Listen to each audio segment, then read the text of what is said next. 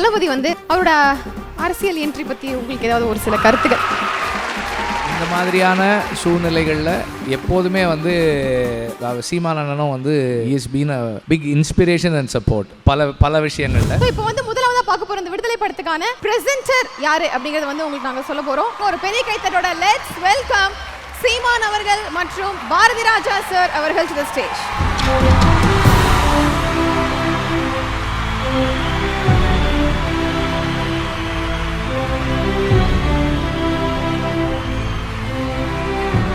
Award present பண்ணுறதுக்காக நம்முடைய presenter honourable சீமான் sir அவர்களையும் இயக்குனர் நிலையம் பாரதி ராஜா சார் அவர்களையும் ஸ்டேஜுக்கு அன்போட வெல்கம் பண்ணுறோம். Please welcome to the stage sir.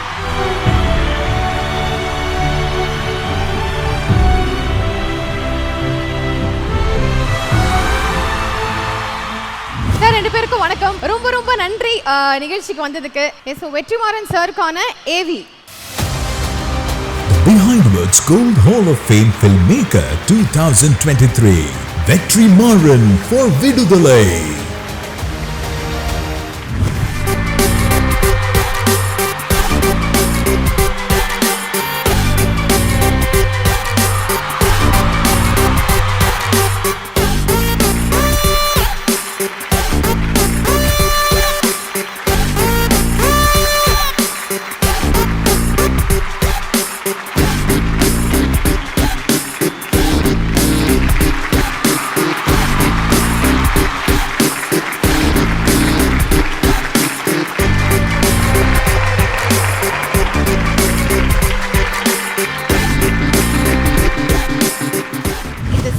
ஆரம்பிக்கிறதுக்காக sales and marketing உடைய head of Swastika dairy products அவங்கள வந்து ஸ்டேஜுக்கு வெல்கம் பண்றோம். Let's welcome mister Santosh Srinivasan அவர்கள் டு தி ஸ்டேஜ்.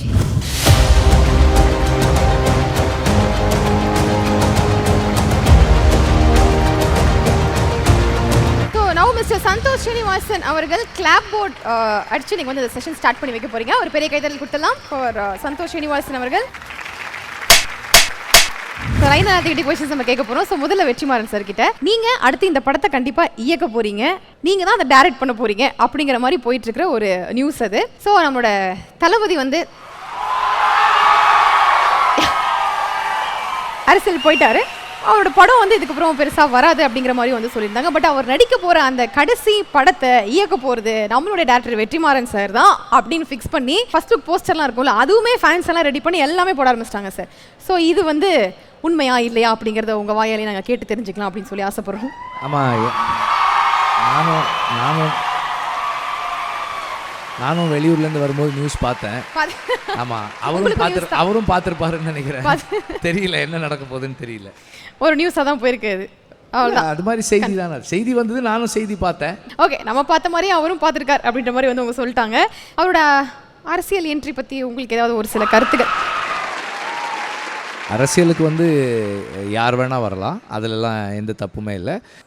என்ன நோக்கத்துக்காக வர்றோம், நம்ம ஐடியாலஜி என்ன, யார் பக்கம் நம்ம நிற்க போகிறோம் அப்படின்றது தான் நம்ம என்ன மாதிரி அரசியலை முன்னெடுக்கிறோன்றதை தீர்மானிக்க போகுதுன்னு நினைக்கிறேன்.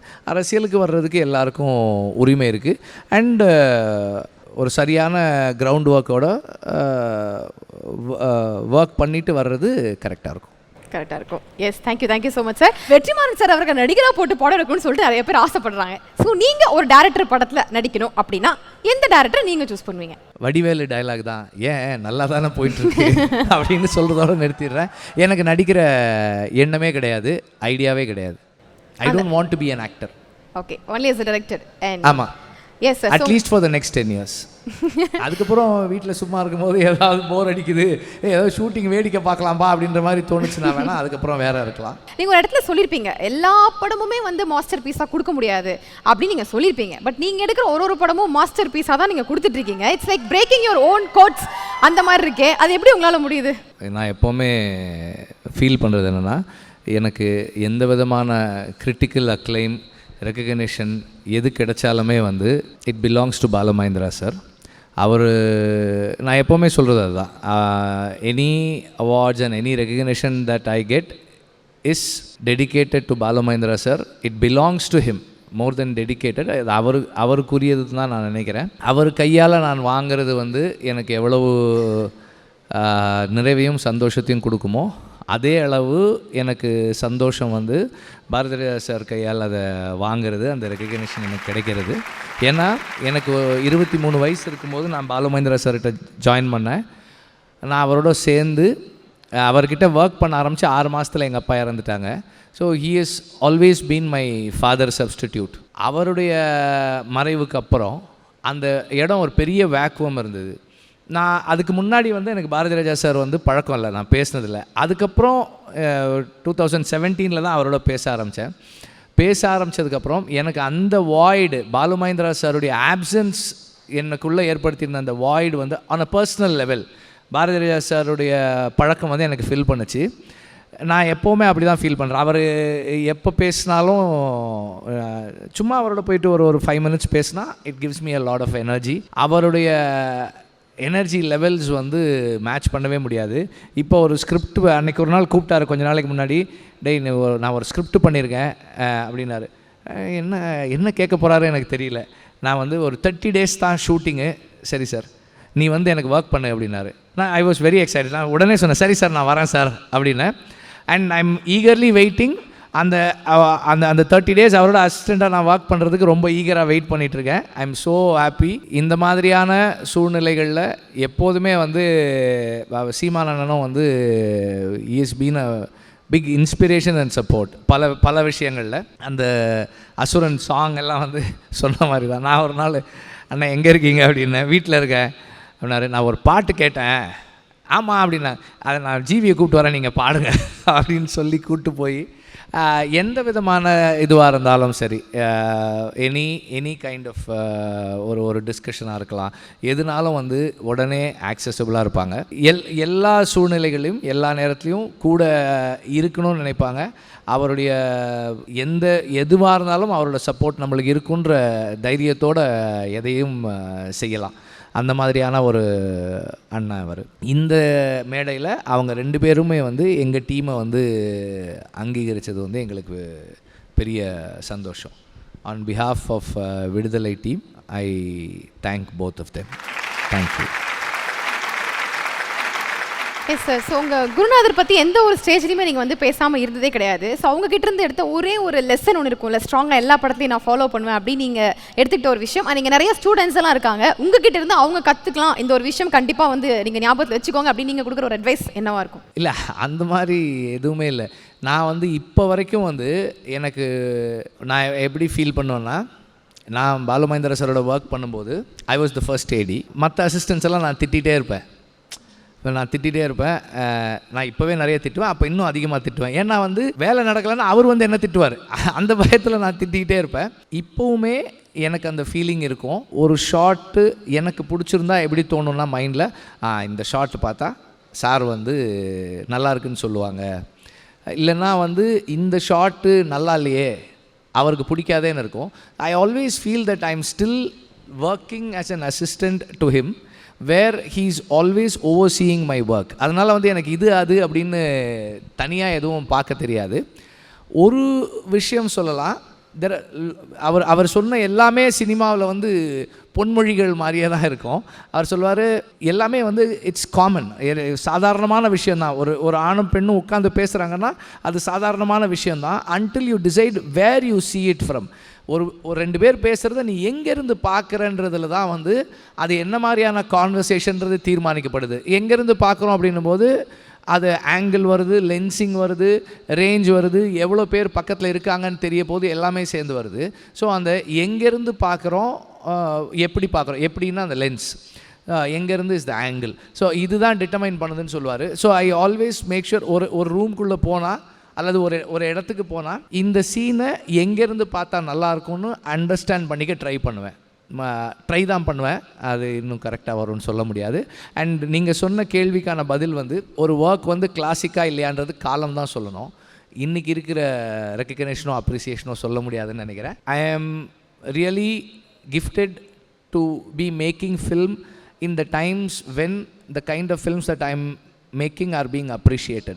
இப்போது விசாரணையோ அல்லது விடுதலையோ மாதிரியான ஒரு படத்தை ஐம் நாட் சேயிங் தட் நம்ம ரொம்ப சீரியஸான ஒரு படம் எடுத்துகிறோன்றதில்ல, மெயின் ஸ்ட்ரீம் லிமிட்டேஷன்ஸ்க்கு உட்பட்டு தான் எடுக்கிறோம்.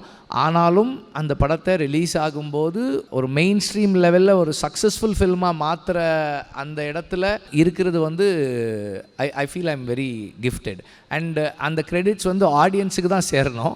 நான் விசாரணை படம் பண்ணும்போதே சொன்னேன், விசாரணை படத்தை வந்து மெயின் ஸ்ட்ரீமில் பார்த்துட்டாங்கன்னா உலகத்திலேயே most evolved main stream audience வந்து தமிழ் ஆடியன்ஸ் தான் அப்படின்னு நான் சொன்னேன். அந்த படத்தை பார்த்தாங்க. விடுதலையும் பார்த்துருக்காங்கன்னா அதுதான் சொல்லணும்னு நினைக்கிறேன். It is not us who make the films, it is people who watch the films make us who we are. நம்ம எடுக்கிற படங்களால் நாம் இல்லை, நம்ம படத்தை பார்க்குறவங்களால தான் நம்ம இருக்கோம்னு நான் நினைக்கிறேன். ஓகே, ஸோ ஃபுல் கிரெடிட்ஸ் வந்து ஆடியன்ஸ்க்கு கொடுத்துருக்காரு வெற்றிமாறன் சார். பாரதிராஜா சார், உங்கள் கையால் அவார்டு உங்களுக்கு கொடுத்துருக்கோம் அப்படின்னு நினைக்கும் போது எங்களுக்கு ரொம்ப சந்தோஷமாக இருக்குது. விடுதலை டீம், நீங்கள் வந்து உங்களுக்கு படம் பற்றி தெரியாத நுணுக்கங்களும் கிடையாது, நீங்கள் பார்க்காத படங்களும் நிச்சயமாக இருக்காது. ஸோ விடுதலை படம் பற்றி உங்களுடைய ஒரு சில பாயிண்ட்ஸ். என் இனிய தமிழ் மக்களே, என் பாசத்திற்கும் நேசத்திற்கும் உங்களுடைய அபிமானத்துக்கும் உள்ள வெற்றிமாறனே, என் பிள்ளை சீமான், இங்கு அனைத்து நண்பர்கள் வந்திருக்கும் கலைஞர் பெருமக்கள் அனைவருக்கும் நிகழ்ச்சிகளில் பொதுவாக கலந்து கொள்வது மகிழ்ச்சியை தரும். சில நேரம் நெகிழ்ச்சியாக இருக்கும், சில நேரம் ஏண்டான் இருக்கும். இது மகிழ்ச்சி தரக்கூடிய நிகழ்ச்சி, நெகிழ்ச்சி தரக்கூடிய நிகழ்ச்சி. எல்லாமே என் பிள்ளை விடுதலை. அந்த வெற்றிமாறனுக்கு பிறக்கும் போதே பேர்லேயே வெற்றியை வச்சு விட்டாங்க. இந்திய இயக்குனர் பெருமக்களில் நான் அதிகமாக நேசிக்கும் ஒரு பிள்ளை வெற்றிமாறன். சில நேரம் எனக்கு பொறாமையாக கூட இருக்கும், என்னடா டே இப்படியெல்லாம் பண்ணுறீங்களடா, நாங்கள் எதையோ பண்ணிவிட்டு கம்முன்னு உட்காந்துருக்கோம், நீங்கள் பாட்டுக்கு முன்னாடி ஓடிக்கிட்டே இருக்கீங்க, உங்களை நான் இந்த வயசாகி போன காலத்தில் எப்படிடா ஜெயிக்கிறதுன்னு யோசிக்கிறேன். ஒரு அற்புதமான மனிதன் நமக்கு வெற்றிமாறன். அவருடைய படங்களை பார்க்கும் பொழுது எனக்கு இந்த ஃபாரின் ஃபிலிம்ஸில் இவன் நம்ம எவ்வளவோ பார்க்குறோம், Hollywood films, Russian films, Chinese film. இவன் வித்தியாசமானவன், ரொம்ப வித்தியாசமானவன். அவன் சிரிப்பும் வித்தியாசம், அவன் மூஞ்சி தாடியும் வித்தியாசம், எல்லாமே வித்தியாசம். அவன் படம் பார்த்துட்டு இருந்துச்சு ஒரு சுமையாக இருக்கும், ரொம்ப சுமை. நம்மளையெல்லாம் ஒன்றும் இல்லைன்னு ஆக்கிட்டானேன்னு அர்த்தம். ரொம்ப அற்புதமாக பண்ணக்கூடியவன். அவனுடைய படங்களை எதிர்பார்க்கிறோம். அடுத்து என்ன அடுத்து என்ன என்று எதிர்பார்க்க வைக்கிறது. என் பிள்ளை சீமான் பொதுவாக சினிமா நிகழ்ச்சிகளுக்கு அதிகமாக தலை காட்ட மாட்டான். அவன் இந்த மக்களை எங்கே செம்மைப்படுத்துவது, இந்த தமிழை எங்கே செம்மைப்படுத்துவது, இந்த மனித இளைஞர்களை எங்கே வழி நடத்துவது என்பதிலேயே முழு நேரத்தையும் செலவழித்து கொண்டிருக்கிறான். அதனால் இது ஒரு நல்ல நிகழ்ச்சி. பொதுவாக நிகழ்ச்சிகள் வரும், நிகழ்ச்சியாக இருக்கும், உட்காந்து பேசுவோம், எல்லாம் உண்டு. ஒரு நல்ல நிகழ்ச்சியிலே கலந்து கொண்ட ஒரு மகிழ்ச்சி எனக்கு இருக்கிறது. வெற்றி, உன் பெயரிலேயே வெற்றி, நான் சொல்ல வேண்டிய அவசியமில்லை. இந்திய திரையுலக இயக்குநர்கள் வரலாற்றில் உனக்கு ஒரு தனி இடம் உண்டு. மறுபடியும் உன் படங்களை பார்க்கின்ற வாய்ப்பை கொடுக்க வேண்டும் என்று கூறி வந்திருக்கும் அன்பர்கள், நண்பர்கள், கலைஞர் பெருமக்கள், டெக்னீஷியன்ஸ் அத்தனை பேருக்கும் என் நன்றியை கூறி விடைபெறுகிறேன். நன்றி, வணக்கம். சூரிய இருக்கானே, இவ்வளோ பேரை பேசுகிறேன், அவன் எனக்கு ரொம்ப, ஏன்னா ஒரு காமெடி நடிகனாக தான் அவனை லேசாக பார்த்தேன். எங்கள் ஊருக்காரன் இந்த படத்தில் மெர்ஜாக இருப்பான், அந்த அந்த கேரக்டரோட அப்படி. அதை காட்டில் எனக்கு என்னென்னா, இந்த பொண்ணு இருக்காளே பவானி, ஒரு சினிமா ஆர்டிஸ்டுக்கான எந்த இலக்கணத்தையும் அவன் வச்சுக்கல. இப்போ மூஞ்சில் நடித்தா கூட அப்படிங்கிறது இப்படிங்கிறது கொஞ்சம் அசைவு எதுவும் கிடையாது. எப்படி தான் பண்ணானோ, எப்படி இந்த ஃபேஸ் செலக்ட் பண்ணானே தெரியாது. அப்புறம் தான் கேட்டேன், அது யார் அந்த மூஞ்சி ஒரு டைப்பாக இருக்கேன்னு. ஜீபரா சிஸ்டர்னா அடைச்சண்டாளா ரொம்ப அந்த பொண்ணு ஒரு ஆர்டிஸ்ட் மாதிரி தெரியல, அந்த கேரக்டராகவே எனக்கு தெரிஞ்சு அப்படி நடந்து போகும்போது சரி, மெல்ல பார்க்கும்போது சரி, ரொம்ப அற்புதம். இப்போ 2 பேரையும் நான் பேசலேன்னு வச்சுக்கோங்க, இந்த ஃபங்க்ஷனே வேஸ்ட்.